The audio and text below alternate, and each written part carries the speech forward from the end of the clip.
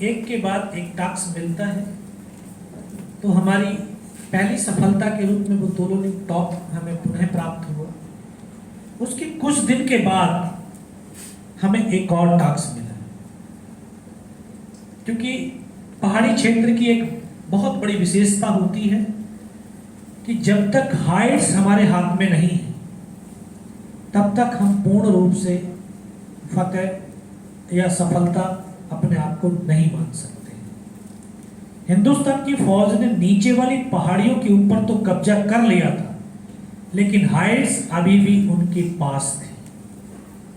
तो हाइट्स पर बैठा हुआ दुश्मन नीचे की तमाम मूवमेंट्स को देख सकता था, हमारे तमाम डिप्लॉयमेंट को देख सकता था, और वो देख करके भारी तादाद में बम्बारमेंट करके हमारी बहुत कैजुअलिटी करता हुआ चला जा रहा था। तो हाई लेवल के ऊपर मीटिंग हुई कि हमें हाइट्स को पकड़ना चाहिए। तो द्रास सेक्टर की सबसे ऊंची चोटी अगर थी तो वो टाइगर हिल थी, जिसकी 17,000 फीट ऊंची ये पहाड़ी। तो इससे पूरा द्रास सेक्टर डोमिनेट था, फायर से भी और देखभाल से भी। वो फौज की हर मूवमेंट को आराम से देख सकते थे और फौज की हर मूवमेंट का ऊपर प्रहार भी कर सकते थे, और वो कर भी रहे थे। तो ये निर्णय लिया गया कि टाइगर हिल को पहले कब्जे में किया जाए। तो इसके लिए हमारी जो बटालियन थी उसको चुना गया। Battalion commander colonel Kushal Chand Thakur, उन्होंने एक रणनीति बनाई और उसके तहत एज ए कमांडो टीम का पुनर्गठन किया, और उसमें ऐसे जवानों को शामिल किया जो फिजिकली मेंटली स्ट्रांग। तो मैं नौजवान साथियों को, आप सबको भी ये बताना चाहता हूं कि व्यक्ति की पहचान किसी ओहदे या रैंक से नहीं होती है, उसके कर्म से होती है, उसकी कार्य से होती है। मैं कोई विशेष शक्ति लेकर के इस धरती पर नहीं आया। आप लोगों की तरह ही एक मां की गर्भ से पैदा हुआ एक आम इंसान, कोई विशेष शक्ति नहीं, कोई विशेष योग्यता भी नहीं, और जिसके तहत मैं फौज में भर्ती हुआ। बस एक जुनून था, एक जज्बा था जिसके लिए मैं फौज में भर्ती हुआ। लेकिन 22 दिन की लड़ाई जो हमने इस तोलोरिंग टॉप पर लड़ी, उसमें हम 15 जवानों की एक टीम, जो मैं आपको बता रहा था कि राशन और अम्नेशन ले जाने के लिए गठन किया गया था, 15 में से हम 3 जवान ऐसे थे जो 22 दिन तक बिना खाए, बिना सोए, बिना रुके, बिना थके लगातार चलते रहे, और उसी काम से हमारी पहचान बनी कि ये तीनों जवान फिजिकली और मेंटली बहुत स्ट्रांग हैं। इस पहचान से ही मुझे मौका मिला, सौभाग्य मिला कि मैं उस कमांडो टीम का हिस्सा बन सका, क्योंकि उस कार्य को करते हुए जब देखा कि सुबह 5:30 बजे हम हथियार, अम्नेशन, राशन लेकर के पहाड़ी पर चढ़ना शुरू करते थे, रात को 2:30 बजे ऊपर पहुंचते थे, और ऊपर से दुश्मन की भारी गोलाबारी, और यह भी पता नहीं होता था कि अगले पत्थर के बाद किस दिशा से दुश्मन की गोली हमारे सीने को पार करके चली जाएगी, और किस कदम के बाद हमारा पैर उनके माइंड के ऊपर पड़ जाएगा, नहीं पता होता था। लेकिन जो मैं बार बार आपसे कह रहा हूं कि कर्म को जब जीना शुरू करते हैं ना, तो एक आनंद की अनुभूति होती है, एक एंजॉयमेंट आने लगता है उस कर्म के अंदर। तो 2-3 दिन के बाद हमने उनका सब कुछ, एक जो सेट पैटर्न था उसको पकड़ लिया कि वो लगातार जब फायर करते थे, आर्टिलरी का बम जब गिरते थे तो 5 गिरते थे 100 मीटर के एरिया के अंदर। तो जैसे ही उनका आर्टिलरी का बम आता उसकी आवाज बहुत तीव्र आती है, उसकी आवाज को सुनते पत्थर के पीछे बैठ जाते, फिर काउंटिंग करते, हाँ 1 गिर गया, 2 गिर गया, 3 गिर गया, 5, जैसे 5 गिरते चलिए,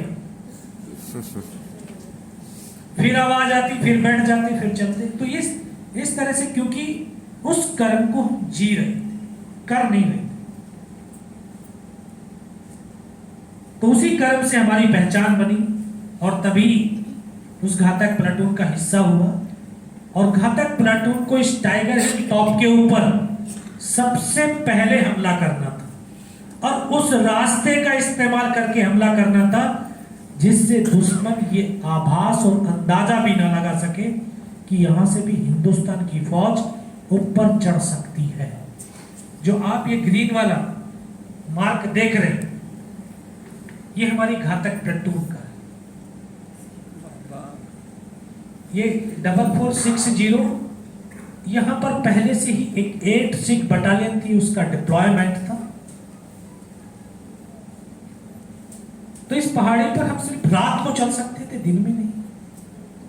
तो 2 जुलाई की रात को हमने चढ़ना शुरू किया। पूरी रात चलने के बाद हम 4460 तक पहुंचे, जहां उनकी 8 सिख हमारी एक बटालियन थी, उनका वहां से डिप्लॉयमेंट था। यहां तक हम पहुंचे, फिर पूरी रात पूरा दिन यही पत्थरों में चुपचाप पड़े रहे। फिर अगले दिन जब रात हुई, अंधेरा हुआ, फिर हमने चलना शुरू किया। तो पहाड़ी क्षेत्र की एक सबसे बड़ी विशेषता यह भी है कि जब हम पहाड़ी को दूर से देखते हैं तो तब तो उसकी जो मेन टॉप है वो नजर आ जाता है, लेकिन जैसे जैसे हम पहाड़ी के नजदीक पहुंचते हैं तो मेन चोटी लुप्त हो जाती है। उसकी छोटी वाली जो चोटियां होती हैं सिर्फ वही नजर आती है। तो नीचे से तो ये टॉप दिख रहा था, लेकिन जैसे जैसे हम नजदीक आते रहे इस नाले का सहारा, तो दूसरी रात जब इस नाले में पहुंचे हम, तो ऐसा लगा, ये वाला उठा हुआ बाहर जो किनारे वाला जहां पर तीर का निशान है, लगा कि यार यही टाइगर हिल टॉप है। तो हमारे साथ डेल्टा कंपनी साथ साथ चल रही थी। तो डेल्टा कंपनी का company commander captain Sachin Nimbalkar, तो हमारा जो टीम लीडर थे लेफ्टिनेंट बलवान सिंह, तो उनको बोलते, बलवान यार यहाँ पे तो कुछ भी नहीं है, चलो झंडा लगा देते। तो जब ये नाले से चढ़ करके यहाँ पे पहुंचे तो तब देखा यार ये तो टॉप नहीं। फिर अगले वाला टॉप नजर आया, वो जहां पर पीले कलर का जो है कमांडो लिखा हुआ है, यहां पर उठा हुआ, बहुत उठा हुआ भाग, ये वाला दिखाई दिया। सभी ने बोला सर थोड़ा सा चाय पीते हैं फिर चलते हैं। बोला नहीं, नाश्ता वहीं पे करेंगे। पूरी रात हो गई थी, ऑक्सीजन लेवल बहुत कम था। 10 कदम चलने के बाद 10 मिनट तक रुकना होता था, सांस नहीं आता था। एक तो -20 डिग्री टेम्परेचर, ऑक्सीजन लेवल नहीं, ऊपर से दुश्मन की गोलाबारी, और इस पहाड़ी के जिस तरफ जो सी कंपनी लिख रही है, इस तरफ 5353 पहाड़ी जो आज भी पाकिस्तान के पास में है। इस पहाड़ी का फायर, ऊपर वालों का फायर, इन सब के बीच हम लगातार आगे बढ़ते रहे और शाम के वक्त हम इस टॉप पर पहुंचे। जब इस टॉप पर चढ़े तो फिर अगले वाला टॉप दिखाई दिया, ये नहीं अगले वाला है। तो पूरी रात पूरा दिन चलने के बाद इतनी थकावट हो गई थी कि अब थोड़ा देर रेस्ट करके फिर आगे चलते हैं। तो आगे के इलाके को जैसे सर्च करने लगे तो वहां से उनके फॉरवर्ड बंकर शुरू हो रखे थे, उनकी डिप्लॉयमेंट शुरू हो रखी थी। तो 10-12 जवान 50 मीटर भी आगे गए नहीं होंगे, उनके ऊपर फायर खोल दिया। वो वहां से चिल्ला रहे, बोला हमारी हेल्प करो, हेल्प करो। हम यहां से डायरेक्ट फायर सपोर्ट भी नहीं दे सकते, क्योंकि अगर हम फायर करते हैं तो अपने ही साथियों को लगने का खतरा था। आर्टिलरी सपोर्ट भी नहीं ले सकते हैं, क्योंकि आर्टिलरी का बम जब गिरता है तो 250 मीटर रेडियस के अंदर सब कुछ वो खत्म कर देता है। तो वो भी सपोर्ट नहीं ले सकते थे।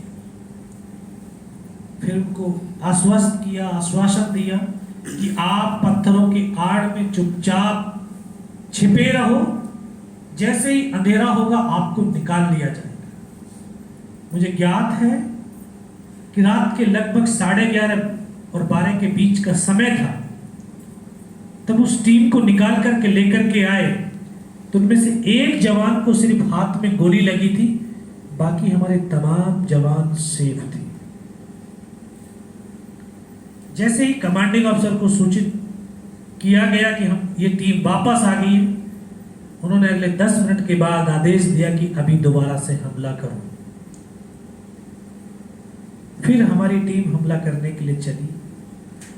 पूरी रात चलने के बाद सुबह का वक्त था, बिल्कुल 90 डिग्री की चट्टान जिस पर चढ़ना असंभव सा प्रतीत हो रहा था। हमने रस्सियों के सहारे उस पहाड़ी पर चढ़ना शुरू किया। अब अंधेरे की वजह से तो हमें कुछ नहीं दिखाई दिया कि उनके बंकर भी यहां पर थे। उनका जिस रास्ते से हम चल रहे थे, उनके लेफ्ट और राइट दोनों तरफ बंकर थे। जब इंसान चलेगा तो आवाज तो जरूर होगी। हम ऊपर चढ़ रहे हैं तो पत्थर भी फिसलेंगे, उनकी भी आवाज होगी। शायद वो उस समय सो रहे होंगे तो हमारी आवाज सुन करके शायद उनकी आंखें खुली होंगी,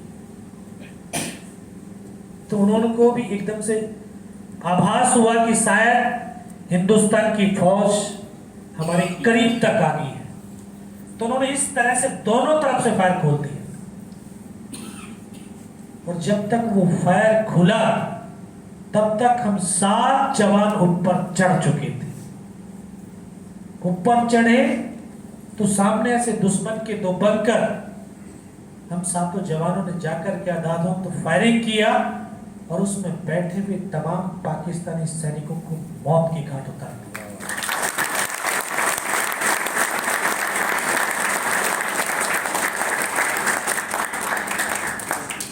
नीचे वाली टीम को चढ़ने ही नहीं दिया।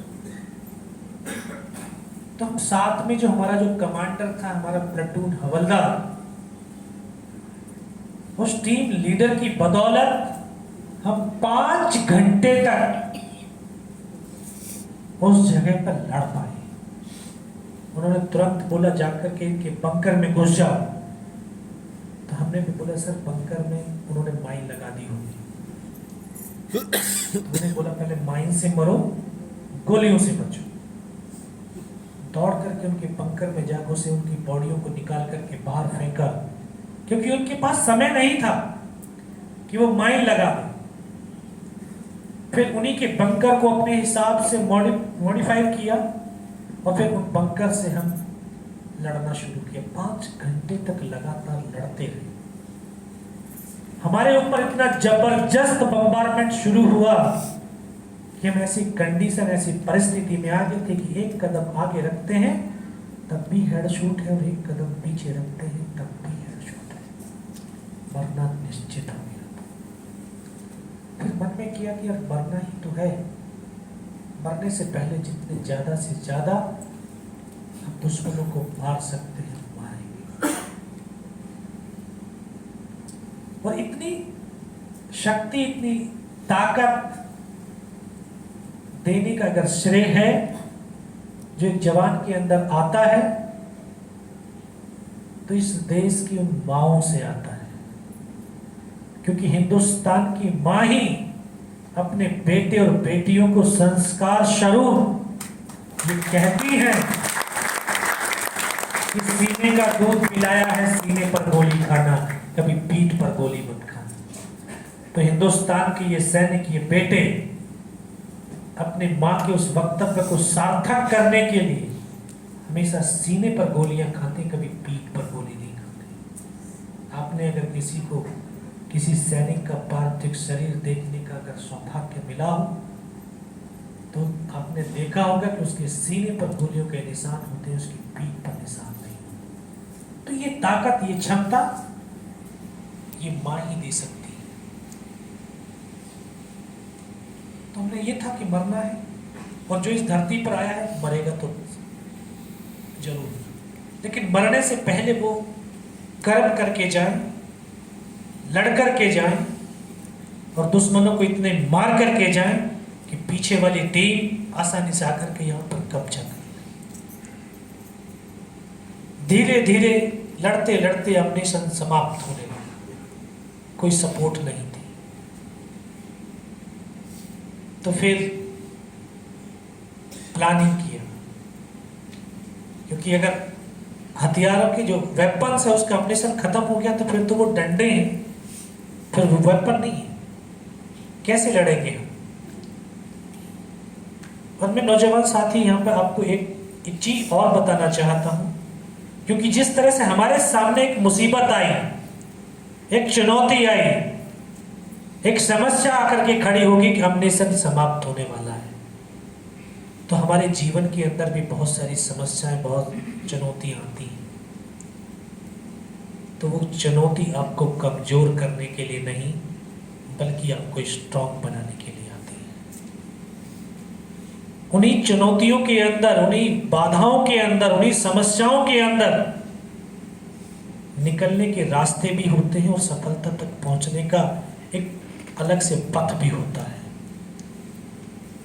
लेकिन जब वो बाधाएं, समस्याएं आती हैं, तो हम सही से समझ ही नहीं पाते हैं, सोच ही नहीं पाते हैं, और उन रास्तों को देख ही नहीं पाते,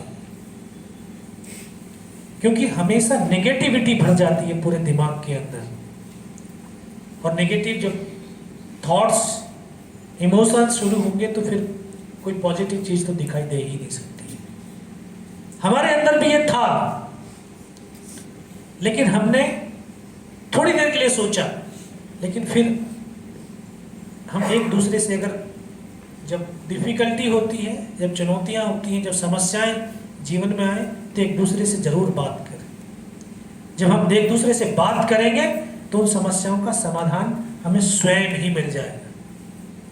तो जब हमने आपस में डिस्कस किया कि यार क्या करें, तो एकदम से बोला, यार हमारे पास अपनेशन समाप्त हो रहा ना, दुश्मन के पास तो भरपूर मात्रा में अपनेशन है, हमें उनके अपनेशन को अपना बनाना है। फिर विचार करने लगे कैसे बना सकते हैं, कि ऐसे बनाया जा सकता है कि जब दुश्मन नजदीक आए, उनके ऊपर फायर खोलो, दुश्मन को मारो, और दुश्मन के हथियार अपनेशन को अपना बना लो। तो इस तरह की पूरी प्लानिंग हमने उसका प्लान किया। दुश्मन लगातार आर्टिलरी के गोले, मोटर के गोले लगातार डाला। तो प्लान किया कि अब की बार जब ये आर्टिलरी के बम गिरने शुरू होते हैं, उनकी मोटर के बम गिरने शुरू होते हैं, तो उससे पहले हम आवाज करेंगे जोर से, और फिर उसी धमाकों के बीच हम शांत हो जाएंगे और फायर को बिल्कुल बंद कर देंगे, ताकि दुश्मन को ये एहसास दिलाया जा सके कि इनका अपनेशन समाप्त हो गया है, और उनको ये दिखाया जा सके कि शायद ये मर गए।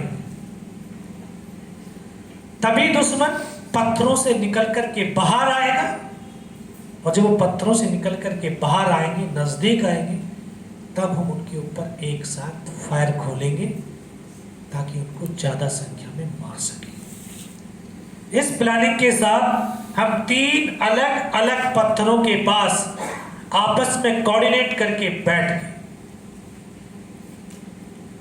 जो प्लान किया था उसी प्लान के मुताबिक हमने शोर मचाया, उनका फायरिंग शुरू हुआ, उसी फायरिंग के दौरान अपना फायर और वो शोर बंद कर दिया। 20 मिनट तक जब हमारी तरफ से कोई हरकत नहीं हुई, कोई फायर नहीं हुआ, कोई मूवमेंट नहीं हुआ, तो उनको भी लगा कि शायद ये मर गए। तो एक सामने बहुत बड़ा पत्थर था, उसके दोनों तरफ से निकलने के रास्ते थे। मैं देख रहा हूं, हम सब देख रहे हैं कि उनके दोनों तरफ से पाकिस्तान के जवान निकल करके हमारे नजदीक चले आ रहे हैं। जब वो बहुत करीब आए तो आपस में कोऑर्डिनेट तो हमने किया ही हुआ था, एक साथ उनके ऊपर फायर खोला। वो 10-12 थे, उनमें से 1-2 बचा होगा, सबको मौत के घाट उतार दिया।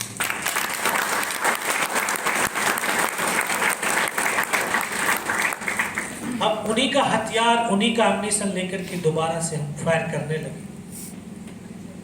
एक आत्मबल भी बढ़ा कि हम और ज्यादा देर तक दुश्मन का मुकाबला कर सकते हैं। लेकिन 1-2 जो बचा था वो दौड़ करके ऊपर की तरफ टॉप पर गए, क्योंकि वहां से जहां हम लड़ रहे थे वहां से एक टाइगर हिल टॉप 50 से 60 मीटर था, जहां पर उनकी एक कंपनी का डिप्लॉयमेंट, पाकिस्तान की एक कंपनी की स्ट्रेंथ 150 की होती है, हम केवल 7 थे। तो उन्होंने जाकर के ऊपर बता दिया कि हिंदुस्तान के वहां पर 8 या 10 ही जवान हैं। विदिन 30 मिनट हमें संभलने का मौका ही नहीं मिला। 35 से 40 पाकिस्तान के जवानों ने दोबारा से हमला कर दिया। हमला भी इतना जबरदस्त कि जितने भी उनके पास हैवी वेपन थे, 15-20 मिनट तक तमाम हथियारों का फायर हमारे ऊपर गिराना शुरू किया। हम सर नहीं उठा सकते थे, इतने मजबूर हो गए थे। और जैसे ही उन्होंने फायर बंद किया, ऊपर से पत्थर फेंकने, ग्रेनेड फेंकने शुरू किए और अल्लाह अकबर के नारे लगाते धीरे धीरे नजदीक आने लगे। लेकिन फिर भी हमने फायर नहीं खोला, क्योंकि हमें मालूम था कि बहुत बड़ी संख्या में है। फायर खोलते ही लोकेशन का पता चल जाएगा और ये दूर से दूर अपने हथियारों से हमें आसानी से बर्बाद कर सकते हैं। इसलिए इनके नज़दीक आने का हमने इंतजार कर।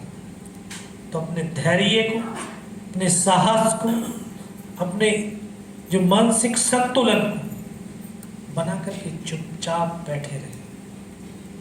जब वो शायद बहुत करीब तक आगे होंगे तो एक हमारे पास वेपन था LMG लाइट मशीन गन,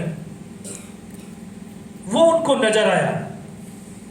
जैसे ही नजर आया, सीधा उसी के ऊपर उन्होंने एक गोला गिरा दिया तो वो वेपन डैमेज हो गया और वेपन को चलाने वाले जो जवान थे वो भी जख्मी हो, उनको पत्थर लगे। तो जिस तरह से अभी सारंग साहब बैठे हुए, इसी तरह से जो मेरा टीम लीडर, मेरा प्लेटून हवलदार मदन इसी तरह से दूसरी जगह बैठे हुए थे।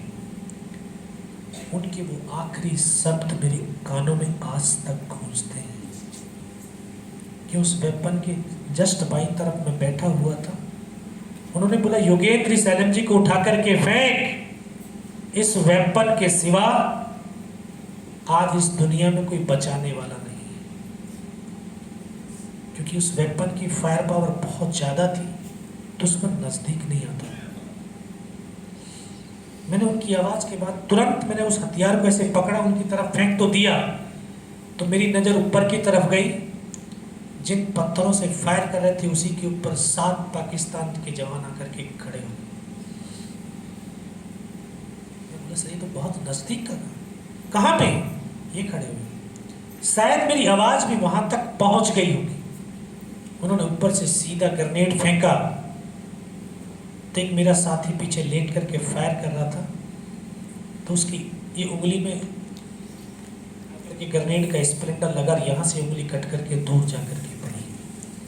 तो जिसको चोट लगती है दर्द का एहसास उसी को होता है। उसको लगा कि शायद उसका हाथ कट गया है, तो मुझसे बोला, यार मेरा हाथ कट गया। पीछे की तरफ देखा, मगर नहीं सर आपका हाथ नहीं, उंगली कटी है।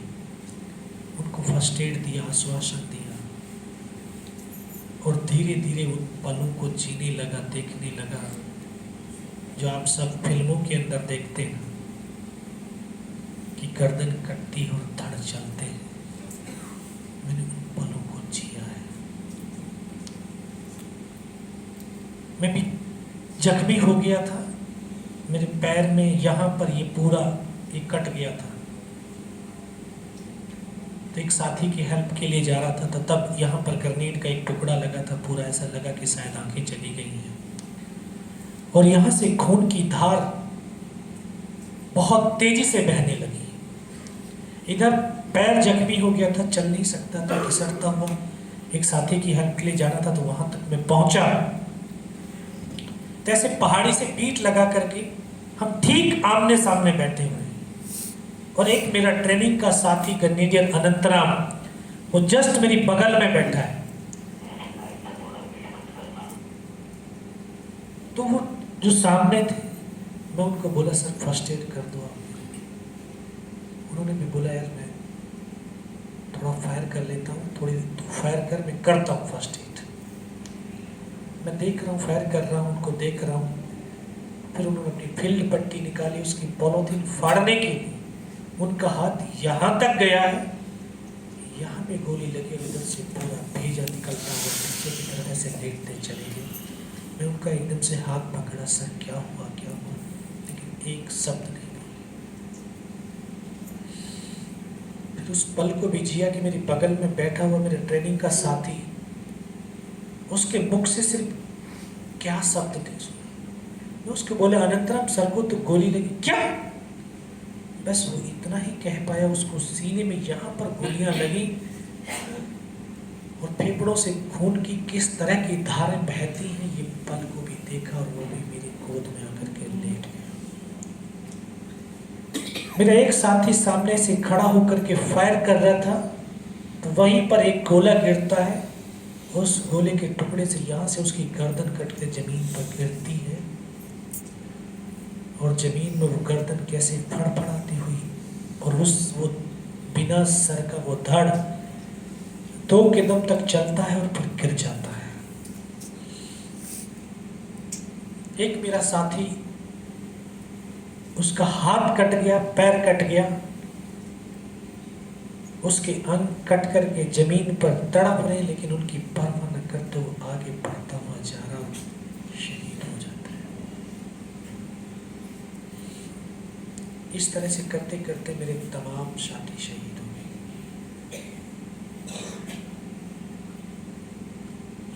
मैं भी उनकी तरफ से मर चुका था। उनका एक टीम लीडर था, कमांडर था, उसने बोला कि इनको रीचेक करो, इनमें से कोई जिंदा तो नहीं है। तो पाकिस्तान के जवान हमारे जवानों की बॉडियों के अंदर जमा करके गोलियां मारते थे, तो बॉडियां ऐसे उछलती थी ऊपर की तरफ। तो बेहोश था, लेकिन इतना बेहोश नहीं हुआ था कि उनको देख ना सकूं, सुन ना सकूं। मैं सब कुछ इन आंखों से देख रहा था, सुन रहा था। जब उसने सामने वाले को आकर के गोली मारी, तो उसकी बॉडी ऐसे उछली, बगल वाले को मारा तो उसकी भी बॉडी उछली। तो मैं इस तरह से पड़ा हुआ था। उसने फर्स्ट में यहाँ पे गोली मारी, फिर पैर में 2 जगह पे गोली मारी। मैं देख रहा हूँ कि यहाँ से धुआं निकल रहा है, लेकिन गोली की पीड़ा को चुपचाप पड़ा सहता रहा। उनको यकीन हो गया कि इनमें से कोई जिंदा ही नहीं। फिर उन्होंने अमानवीय क्रूरताएं करनी शुरू करी। हमारे जवानों की बॉडियों में बूट की ठोकरें मारने शुरू करी, गालियां देनी शुरू करी, पत्थर मारने शुरू करे, और बहुत देर तक ये अमानवीय क्रूरता का तांडव वो करते रहे। और मैं पड़ा हुआ सब कुछ देखता रहा, सहता रहा। बहुत देर के बाद, जहां से हम रात को चले थे, लगभग 500 मीटर नीचे था, तो वहां हमारा एक पोस्ट था। तो इस टाइगर हिल के जस्ट पीछे की तरफ मस्को वैली है, जहां उनका बेस कैंप था। तो उन्होंने नीचे एकदम से बेस कैंप को मैसेज दिया कि नीचे हिंदुस्तान का पोस्ट है, इसके ऊपर हमला कर दो। जब ये आवाज मेरे कानों तक पड़ी, तो मुझे लगा कि आज तो मेरी पूरी टीम शहीद हो जाएगी। सुन करके मैंने ऊपर वाले से सिर्फ एक ही प्रार्थना करी कि मुझे इतने जिंदा रख देना कि मैं अपने साथियों तक सोचना दे सकूं। और साथियों, मैं बार बार कह रहा हूं कि अगर निष्ठा और विश्वास और निस्वार्थता है, और हम उस परमात्मा को, उस शक्ति को अगर याद करते हैं, तो वो शक्ति जरूर साथ देती है। चुपचाप पड़ा रहा, एक मौके की तलाश में था। काफी देर के बाद फिर उनके कमांडर ने बोला कि इनके हथियार उठा लो, तो उनके जवान आकर के दोबारा से गोलियां मार रहा था और एक हथियार उठा रहा था। तब तक मन मस्तिष्क के अंदर एक विश्वास पैदा कर लिया था कि अगर इसने सर और सीने में गोली नहीं मारी, चाहे मेरा हाथ पैर दोनों ही काट करके क्यों ना ले जाए, मैं उफ तक नहीं करूंगा और मैं जिंदा भी रहूंगा। और उसी विश्वास की बदौलत आज आपके सम्मुख भी बैठा।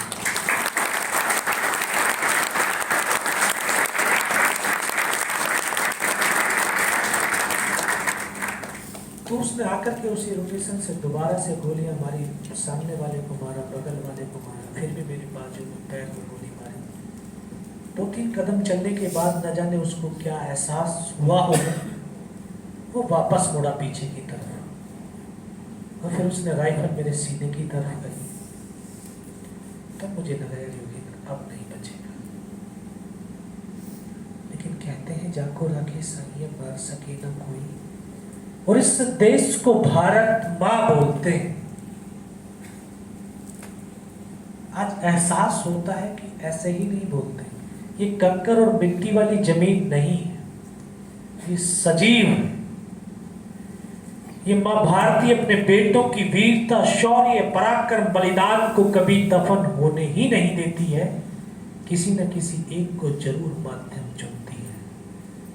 शायद इस मां भारती ने मुझे वो माध्यम चुना होगा, तभी तो जब उसने गोली चलाई तो यहां पर पर्स रखा था और पर्स में कुछ 5-5 रुपए के सिक्के भी पड़े हुए थे, और वो शायद सिक्के मां भारती ने इकट्ठे कर दिए होंगे। तो जब गोली चली तो जाकर के सिक्कों पर ही टकराई। गोली तो रिकोचिट होगी, लेकिन गोली का जो धक्का था, जो प्रेशर था, पावर था, उससे लगा कि शायद मैं मर गया हूं। पाकिस्तान का दूसरा जवान आया होगा, उसने मेरा हथियार उठा करके वापस जब जा रहा होगा तो उसका पैर मेरे पैर से टकरा। एकदम से मुझे चेतना आई, लगा कि यार मैं तो जिंदा हूं। तब एक अंतर्मन से आवाज है कि योगेंद्र अभी तक नहीं मरा तो अब मरेगा भी नहीं। तो मेरे पास एक ग्रेनेड बचा हुआ था, मैंने अपना हैंड ग्रेनेड को निकाला, उसकी पिन निकाल करके उसके ऊपर ऐसे फेंक दिया, जो हथियार उठा करके पाकिस्तान का जवान जा रहा था। तो कोट के अंदर जो हुड लगे होते, वो ग्रेनेड उसके हुड के अंदर जा गिरा, और जब तक वो ग्रेनेड को निकाल पाता, ग्रेनेड फट गया और इसका यहां से पूरा सर उड़ा और वो हमारे ऊपर आकर कैसे गिर। उस धमाके से पाकिस्तान के जवानों में खलबली मची कि इनमें से कुछ जिंदा है, कुछ बोले जिंदा नहीं, नीचे से फौज की दूसरी टुकड़ी आ गई। बस वही एक मौका था मेरे पास। मैंने तुरंत दोनों हाथों से उसकी राइफल को उठाने की कोशिश करी। इस हाथ की ये पूरी हड्डी निकल के बाहर थी, तो ये हाथ तो हिला ही नहीं, सिर्फ कंधा हिला। एक हाथ से बस तुरंत फिर राइफल को ऐसे पकड़ा और वहां से उठाकर कैसे फायरिंग किया, तो 3-4 पाकिस्तानियों को मौत के घाट उतार दिया। और इसी हाथ से पलटा खाया, दूसरे पत्थर से, तीसरे पत्थर से, 4-5 जगह से लुढ़कता लुढ़कता फायर किया। तो उनको भी लगा कि हम अकेला नहीं है, नीचे से दूसरी टुकड़ी ऊपर चढ़ आई, और उनके हौसले परस्त हो गए। वहां से वो भाग खड़े हुए, वो वहां से भागने लगे तो मैं तो चल तो सकता नहीं था। रेंगता हुआ, खिसकता हुआ, फायर करता उनके पीछे 6-7 मीटर तक गया। 6-7 मीटर जाने के बाद देखता हूं सामने उनका लंगर चल रहा है, उनके लिविंग टेंट लगे हुए हैं, और वो सब कुछ छोड़ करके भागते हुए चले जा रहे हैं। और ये बताने में मुझे बड़ा गर्व महसूस होता है, हम सबको भी गर्व होता होगा कि दुनिया में 200 से ज्यादा राष्ट्र हैं, हर राष्ट्र की अपनी अपनी सेनाएं हैं, लेकिन हिंदुस्तान की जो सेना है वो पूरे विश्व में अगर विशेष स्थान रखती है तो सैनिकों के उस भाव और भावना से रखती है कि उसका सैनिक पीछे नहीं हटता है, न पीछे।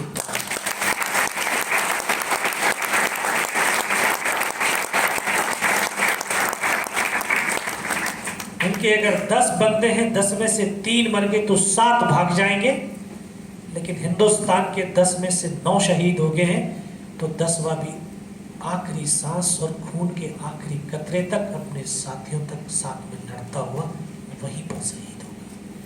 ये जो भाव है, ये ताकत है, ये हमारी सेना और राष्ट्र की ताकत है। तो बहुत देर तक उस नजारे को मैं देखता रहा। जब वो पूरा पोस्ट खाली हो गया तो उस समय जहन के अंदर एक ही पागलपन, एक ही सोच फिर आई कि अपने साथियों को बचाना है, पोस्ट को बचाना है, कैसे भी करके बचाना है। फिर धीरे धीरे घिसटता रेंगता अपने उन साथियों तक पहुंचा जहां वो शहीद हुए थे। फिर मन के अंदर भाव आया, हो सकता है मेरी तरफ में से कोई मेरा साथी जिंदा हो।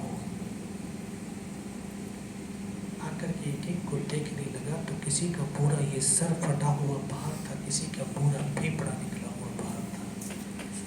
एक एक को गोद में रख करके रोता रहा। ये 19 साल की अवस्था, 2.5 साल की सर्विस, न तो उम्र का तजुर्बा था न सर्विस का कोई अनुभव था। चारों तरफ लाशों के ढेर थे और जहां तक नजर जा सकती थी सिर्फ पहाड़ी और बर्फ के सिवा कुछ नजर ही नहीं आता। उन लाशों के बीच पड़ा रोता रहा, बहुत देर रोया, फिर अपने आप को संभाला कि मुझे नीचे जाना है, अपने साथियों को बचाना है। बहुत गहरे चिंतन में कैसे जाऊंगा, ये पता नहीं कि किधर हिंदुस्तान है, कहाँ पाकिस्तान है, किन रास्तों से ऊपर चढ़ करके आए, नहीं पता है।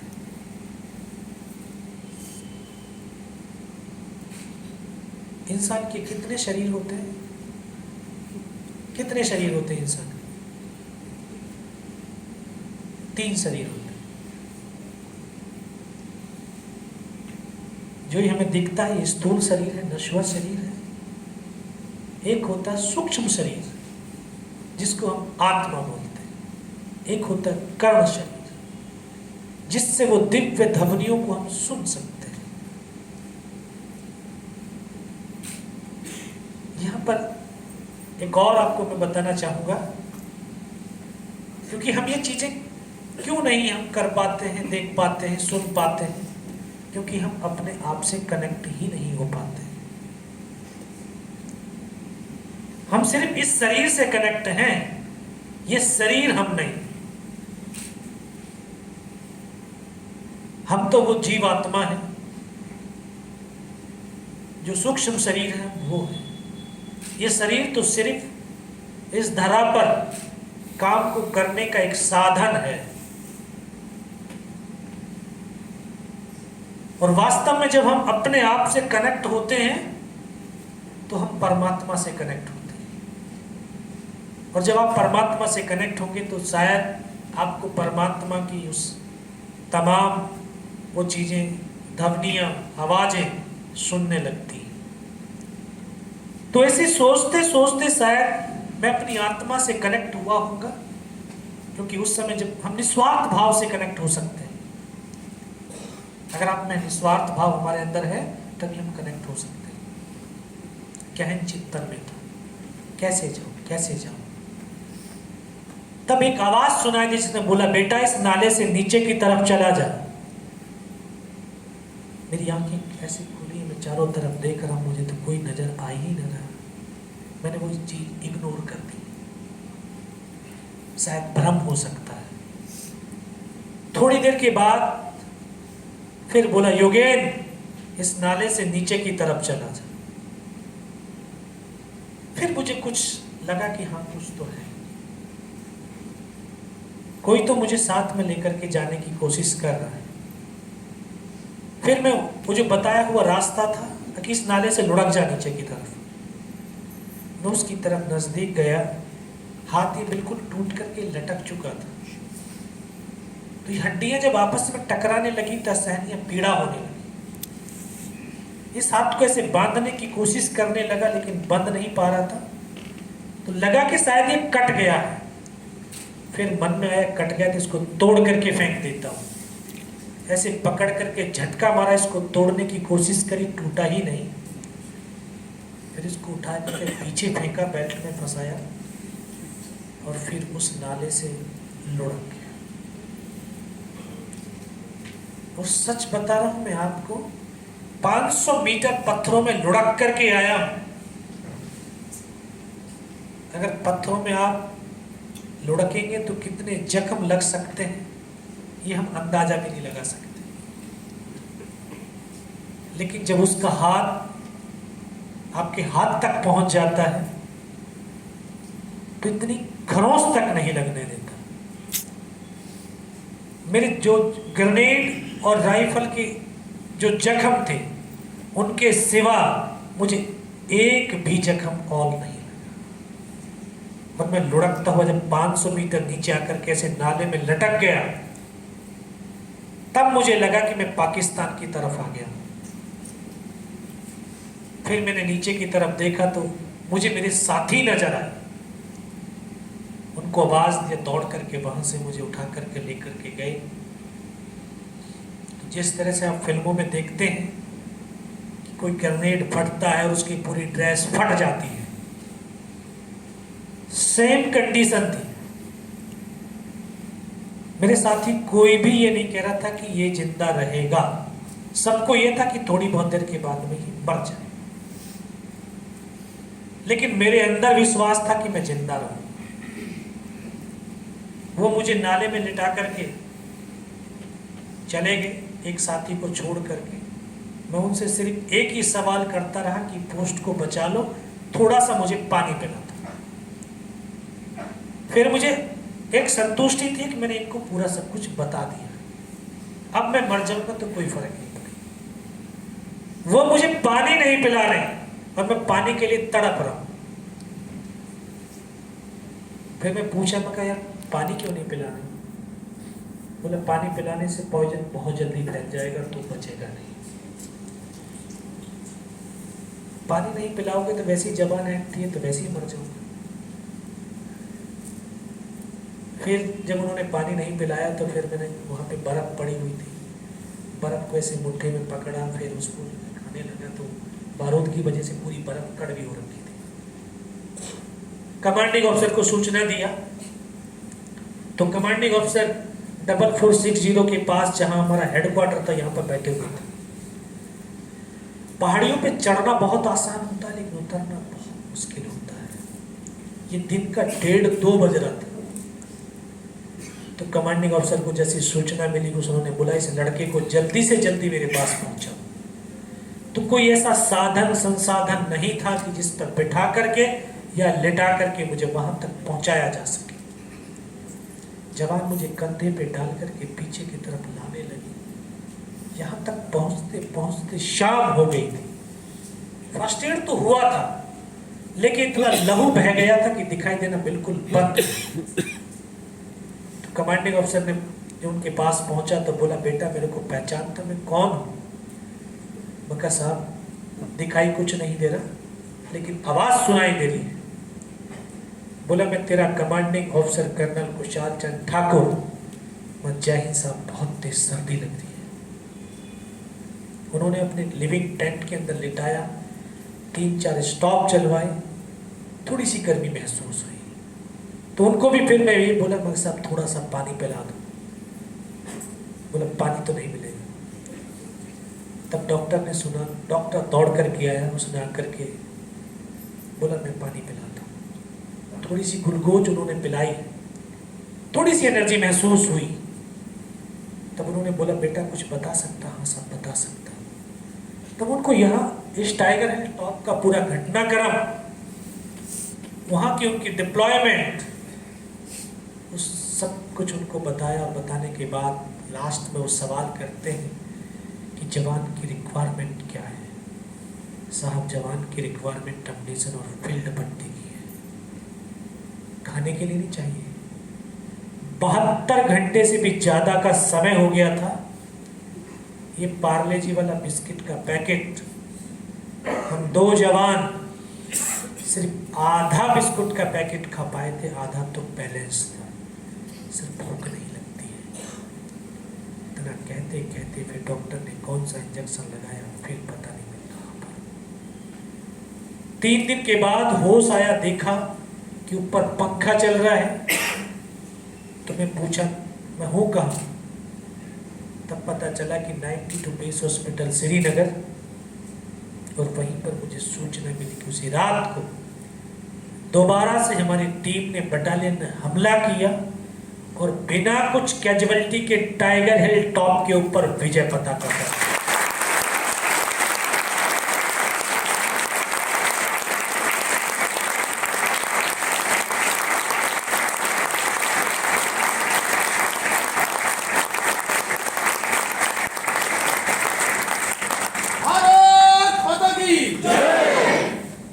टाइगर हिल की जीत के बाद कारगिल युद्ध का यू टर्न हो गया था, सीज फायर हो गया था। और आज हम 26 जुलाई को कारगिल विजय दिवस के रूप में मनाते हैं। मुझे भी वहाँ से दिल्ली रेफर कर दिया गया और 16 महीने हॉस्पिटल में रहा। और उसके बाद फिर मैं भारतीय सेना में वापस गया और 25 साल और 5 दिन की सेवा करके अभी लास्ट ईयर 1 जनवरी 2022 को मैं सेवानिवृत्त हुआ, लेकिन अपने कर्तव्य और दायित्व से निवृत्त नहीं हुआ।